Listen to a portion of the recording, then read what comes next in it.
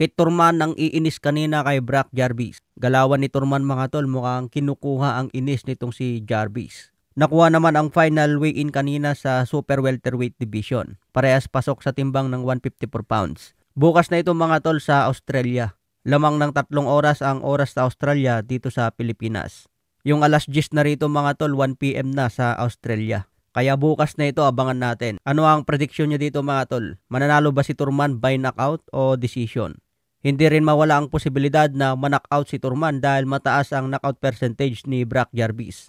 Makikita naman mga tol, mas malaki si Brock Jarvis. Kung makikita ang mga nakarang laban ni Brock Jarvis, talagang may lakas ito. Kaya kung magkamali ng kamada dito si Turman, siya ang pwedeng matulog. Kaya abangan natin bukas mga tol kung kayang sabayan ni Turman ang angas niya ngayon. Kung manalo si Turman dito, gusto pa rin niya ituloy ang laban kay Tim Tszyu. Plano pa rin ni Turman na maging world champion. Ito ang latest na top 10 pound for pound. Number 1 pa rin si Alexander Usyk. Number 2 si Naoya Inoue. Number 3 si Terence Crawford. Number 4 si Dimitri Bivol. Number 5 si Arthur Beterbiev. At number 6 si Jesse Rodriguez. Number 7 si Saul Alvarez. At number 8 si Junto Nakatani.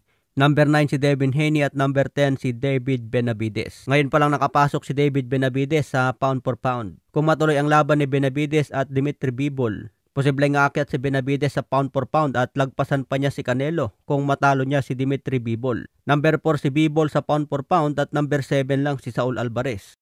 Kaya kung manalo si Benavides mga tol, pwede itong maging number 4. Papalitan niya si Dimitri Bivol. Pero maraming expert ang nagsasabi na mahirapan pa rin si Benavides kontra Dimitri Bivol. Si Naoya Inoue naman still number 2 pa rin. Susunod na kalaban ni Naoya Inoue si Cardenas, hindi masyadong kilala. Muling mapapalaban si Inoue sa Las Vegas. So kahit hindi masyadong kilala itong kalaban ni Inoue mga tol, mataas pa rin ang kanyang rankings. Mas mabibigyan ng mabigat na laban si Inoue kung aakyat na ito ng division. Pero kung manatili pa rin sa super bantam, wala siyang malupit na kalaban dyan. Sa ibang banda naman, Canelo Alvarez, kailangan niyang manalo kontra William Iscal. Kasi kung matalo dito si Canelo mga tol, hindi na matutuloy ang plano ni Turki Al-Sheikh na ilaban kay Terence Crawford.